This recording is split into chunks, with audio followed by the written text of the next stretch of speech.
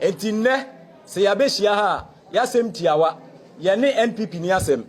ye ne Chairman Wuntumi wa asem wo ka sikadwa waka Santeman se Chairman Wuntumi asem a wakan ye de adesrede ye tomanim so bia ma ne nsina hemfie Wuntumi de ye ne tonkwanta ya pai Adesima man mo bibia kwa baba Kyekyekutv so ide bibia se da ne de nyina ye ba ma pon so magye ya tum na mo hye nya hopon onhyira mo nyina na onye makoma so de emfamma mo se wo hye me na wa subscribe na wa like a comment na wa share enso e de ama me se da ne de kan so hye me de a pomodian se wo bo notification bell no so se de be ya ye de video fofo tuma onsa beka na wonya bi ahye na ene asena babeto no ni brosem ye pa ene se eye on the 3rd of January 2024 ya no NPP amenyoko ne ekokuhia ye wa squad na omoye vetting ahead of eye parliamentary primaries ebekoso on the 27th of January no na eno ena na de oye dwemtine ede ma eye vetting committee no eye Henry na boache a dodo na friend na na bi ono ena eye national organizer na the okana ho enso eye na ampoma ona eye women's organizer or Asante region ha say na che say omo na ejemtina for na o share vetting committee na Chairman Wuntumi eka ho bia na oka omo be vetting no ho na ehine ni say vetting de oba e bisa wonsem ni ahye nyoma opesa odi gu akwem de obetimi aye ene san nyoma no na edru eye menhia south mrahye bedeni eye na poso no Chairman Wuntumi ebisa na nsem ema ochirechire ne nsem mu ni opesa woye na eno echi na eye na bi esori ye odi no one dance enti ofri hokoye no ena eye Manchester South executive ba ko Chairman Abuba esori ye de nsabbo form de nsabbo na kokoso se Chairman Wuntumi adent na wondi na po one dance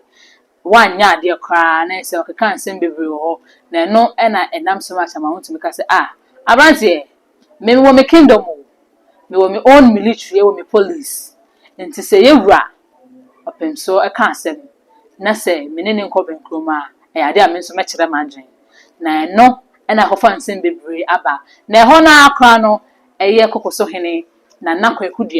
e ka se Chairman Wuntumi we de wan kasa yie kwa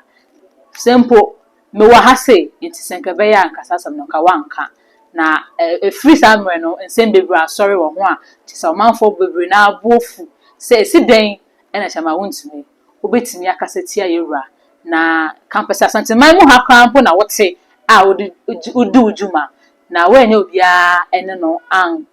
bonidin se yewura din na okokbo wa asem no nsem bebre asori na wo sha eye edwumfo ma bebre na bofu yie pa senka be ya krampo a dibre no yenjin free nsa na eno na Asante youth ene edwumfo ahema no nyina bom kokohia ewo menhia fikisem National House of Chiefs omo ye press conference omo ede nsem bi etudwa yebekọ de akọhwese ne a nsem no esiko ye ne won nsem a wokan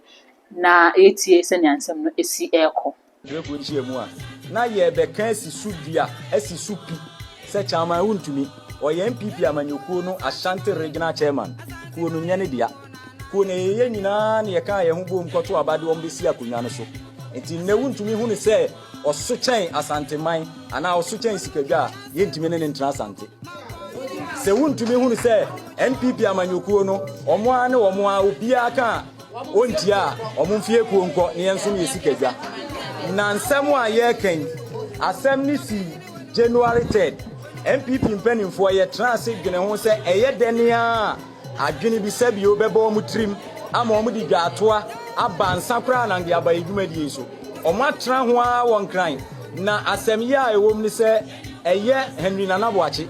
ono na eye NPP national organizer oya Asantini mapa Asantini de hekronkron dwumadie na ase ne ye kooso ema kokoso hene nom gitumu sensem a Wuntumi kan de ye ntia ase ema no na nabi sa akogina kasafidie so kasafoni so edifende ne ye Chairman Wuntumi ye no enti na ye kan sisudua sa Asantefo na omuwom na omudi sikadwa ato nchen afa amanyosem ebi na nabi ye no enti ye ba yen ya Asante mamu ade a na kirese na nabi oye kwamitua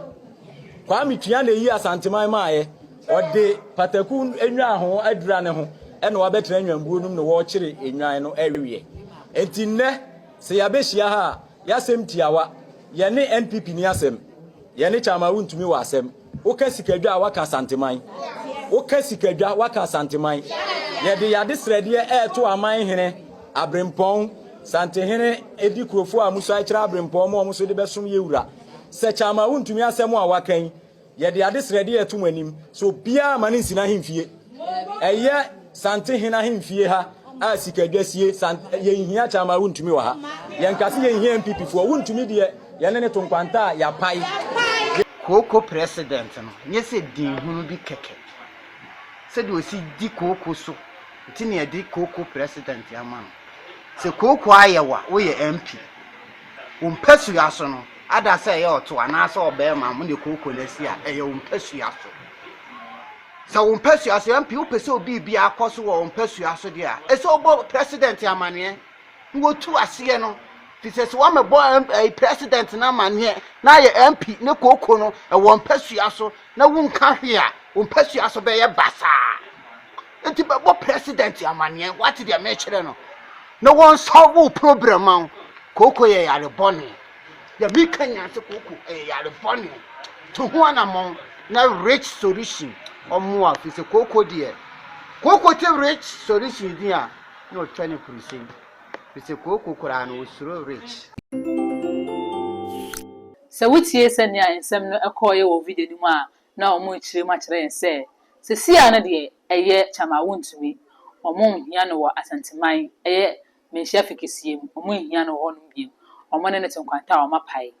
MPP amenyo ko ne de omo ne ni asem. Ne mom Chairman Wuntumi na omo ne ni asem. Se obekwa kwa asem na wodi yewura edin ebekwa kobom. Na enwechi no Chairman Wuntumi so sisi a yenya ni Chairman Wuntumi oni Ghana or China na nensem ono so ababonten be kasaye na odensem bi ebetuja se oh se ensem ni si kone de ka me se ya yasem kese na enye sana na opesa wo kire na o kire nensem mu se asem ne de wom se ampa na po baaye na ono kwampo no no woye na dwensen ka bisa na po hwe anka onka hwe emfa ho nti no kwa yese oh wa qualify onko ena na bi yes oh there be bisa na question vet na waba nti bisa na question ena nam suma obisa na question so oh se sia na waba no opese after 2025 no election se MPP winia de ben na yenhwe enim ema ono se hyehyɛ ni nsɛm ni free kwame nkoma penso e de bebesi bibi odokwa akoduru eno echi no yes oh ene obetimi atena se ema okoye hye se ne nsɛm a okan no eno echi ansa na eye chamabuba eba besere eden sabe wo ne bo abekeka nsem bebre wo se wendi ne ho adanse na sa adanse na wendi ne na ma obeka so oh NPP ne kingdom into one kingdom na enye se okobo ye radi wo eno kwampo no ogitum sam pakokoso hene mpo ekasa ye se ne ni kwan se okaka ne safi se okasa wo kingdom a kingdom na ne himfa fi se ni se asanteman de asanteman ye kingdom ye ruwa so na ye asanteman era so asase so wakase wo kingdom na yesa wanka ne yi na we mpenifo wakase bi se woni peninya asem a wo ya kwara ye de ya obedi fo we enya asem na Chairman Wuntumi eni yewura enya eya asem na aba ena asem ne bae na ne din ekokopie mu enti se ne nkofo susu se Chairman Wuntumi bra wonte ne bepa chow no anka ne yi mu a anka bra ne bepa chow no na asem fa na asem kofi se eye yewura ena woni ne nya enya obi akeke ena woni ne nya no akase oh wo suru si nipa no nti wo ego ma okwan ma won pa nipa na chow asante mayura se kokoso na ena asem we ne dia kokopie enti no bomode ase wo bepa na chow na ebema amrante wo koma se omakoma ato mu yem market women am wo kete Dubai bantima na yimfafo nyina asante market women nyina omo so akoma bebe fom na senia abato ne ba bekoso na bibia akoyi kama na nkowe se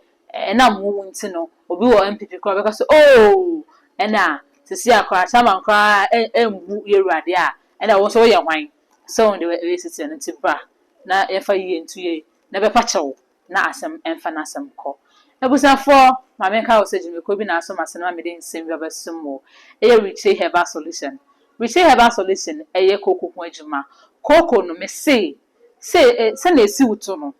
se tie no ntimi ntina se ne kaka aka no because ebi wɔ no ma wotumi sɛ ɔtenase a enye yie ɔntumi mfa ne to nsi wɔ kyɛ sɛ sɛbi ne nan ko ntumi ngya ne nan bɔ mmɔden asa ɔbɛba rekyɛ aba solution hɔ nom na ɔbɛma wɔ ne nipa ne bi na koko no etu aseɛ ɛde ama wo sɛ koko no mpo no ama mo gye etu a bra na se yɛ ndi ho akyi ni bra na bɛsɔ hwɛ ne ho sɛ yɛ wɔ duro ɛne yɛwɔ aduro ɛne yɛwɔ adi papapaa ɛwɔ rekyɛ hɛba solution aseɛ yɛ sanso ɛna ɔwɔ ɛmɛmɛ duro nso wɔ hɔ me nya bɛma wɔhwɛ me nyɛma nkɔ yie wɔ mpem koraa wode sie nia na wagye egu wode sie nia na wagye egu 2 minutes sia na wode akogu bra na bɛgye mmɛmɛ duro ne bi na nom na bibia nkɔ yie mfa ma wo na wotisi kwan ne so a ayɛ te sɛ Accra road no wokɔ a 4 hours ansa na wakɔ akɔduru so akyɛ sɛ na ayɛ enigye kamakama na yɛamɛfrɛ wo kɔgye papa kwabena papa yɛde me wura me dɔfo ɛna afrɛ so akyɛ sɛ ane unya duro wei wo bibia gye sɛ rekyɛ hɛba solution aseɛ yɛpɛ Kumasi Technical University opposite gate 3 ɛyɛ kane Cape Poly asɛm na meke ne number no sɛ 0241 740609 0241 740609 bɔmɔde afrɛ no ɛmfɛre o frɛ no na ebia esi wɔn so koko na esi wɔn no hu sɛ koko ade number na yɛ WhatsApp number fa na twa send no na ɔmbɔ na bibia ɛnyɛ kamakama ɛmfa ma wo miri ɛne ekua afra koma adom yɛ na dasɛnne ebesensia